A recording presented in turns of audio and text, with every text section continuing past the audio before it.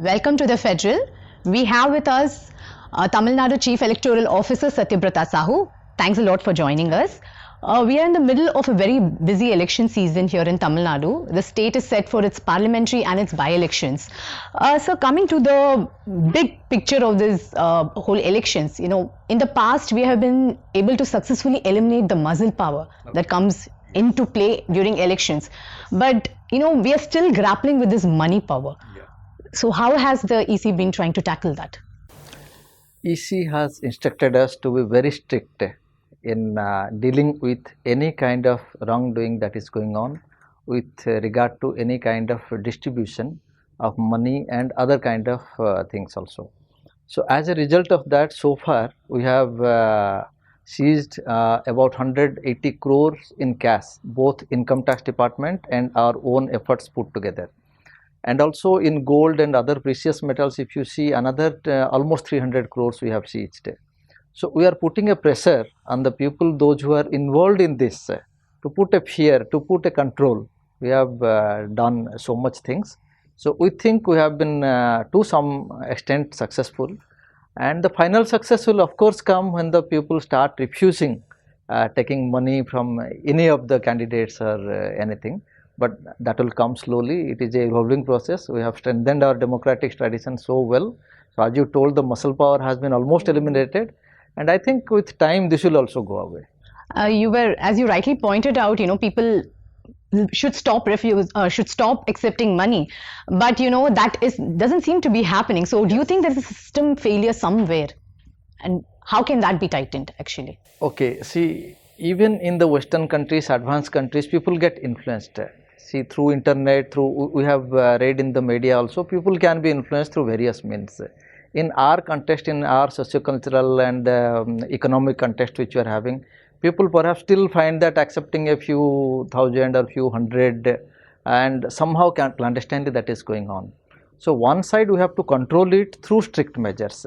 On the other side, we have to carry out lot of awareness programs for people to know, like one important measure that was introduced by the Honorable Supreme Court, that they have to announce about how much money they have, how much cash and other things they have, not only for themselves, for their spouse and dependents, that too for 5 years, and also they have to inform about the criminal antecedents through an affidavit. So when we see all these things, we are evolving in that entire process.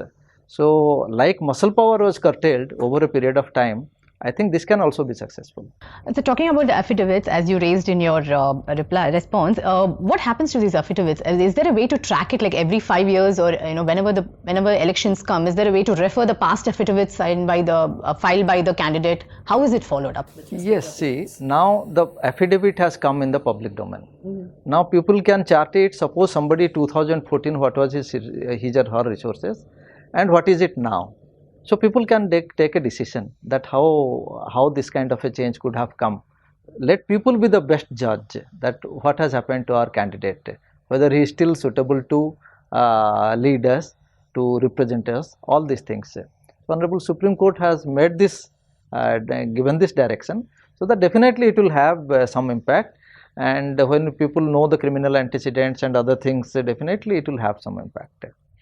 With respect to hate speech, sir, this has been some kind of a burning question, So is there a way that the EC has been tracking hate speech? And if yes, and have they been brought under the scanner? How are they being dealt with? Yes.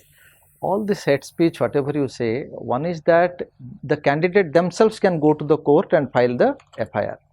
The other side is that the opposition party comes to us and brings to our notice that this is how they are speaking, and we then direct them, send notices to them and say that this is not how the campaign has to be conducted. The model code of conduct prescribes this, all this that we do. Apart from that also, suppose they want to have some kind of a video, some kind of a news item which has to be publicized as a propaganda material, there is a MCMC committee which has to vet it, give it certificate. We prescribe cuts also. Suppose we see that no, this is too against the established principles or as per the rules of the land or whatever, we very clear cut we tell that this is something you cannot say like this. But anyway, it's a large country, so many candidates, so many parties, So definitely so many issues come up, and we are very much aware of that. Because of that only, every district at every state headquarters also we are having committees to go through each and every aspect of this. Anything that has come to your notice with respect to hate speech in the recent times in Tamil Nadu with the campaigning that is happening in full swing? Well, specifying one will be really not fair, but really it has come. From all parties it has been coming, and that we are dealing, and most of the time also they have agreed and they have pulled down their material which they put for the advertisement. So, and time to time even we give some warning to the press and to the print media or to the visual media also, that this is not something which you could have advertised. Before advertising, please look into whether our committee has certified that and other things. Maybe since it is evolving, some of the media, they could not know that this is what is to be followed. Immediately they have complied with. Immediately they have also told the political parties that if you do like this, we will not be able to publish this. So, with respect to digital expenses, every major political party has an IT wing. They have a social media manager. And how is this being tracked? Digital expenses, what they're doing on the social media. And it's so vast and so pervasive. So, how is this being? As you told, it is all really very challenging field. Not only for the commission, everybody, even the political parties. Everybody fears the kind of hate speech and other things, abusive language that also goes on. That is one aspect. The other aspect is that the monetary aspect of it also cannot be really tracked. It's too difficult. And anyway, the commission is also in talks with all these social media, starting from the Google to the say Facebook, WhatsApp, Twitter. With all these we are in touch. So at least we are trying to control what is not good for providing a free and fair election and a level playing field. That much we try to do. And of course it is changing so fast, the social media, that we really have to do so much things. I agree that so much things have to be done, and the expenses part of that, I think we are not able to still assess how much it is being spent, all these things. There is a Form C that every political party has to submit along with their affidavit, and also they are supposed to be advertising about their criminal background in TV and print. So how many parties have actually adhered to this in this election? They have to do 3 times before the date of the election, so that our each and every returning officer have to monitor that where they have filed, that particular candidate has filed. So they have to give the information in which print media, in which visual media they have publicized this. So they are keeping these records, and the DU also has a consolidated report for the particular district. With respect to the cash haul in Vellore, is it a classic case of calling for cancellation for elections? What is the status of that? Because there was a huge cash haul that happened. Okay, so there are 2 parts. One is that the FST and SST teams of that, they had first initially got some information through the district SP and the collector, and then they went to the spot and they called the income tax department. Now once the income tax department takes over, they have their own set of rules and procedures, and they have the investigation, then they take the statement, and all these things are there.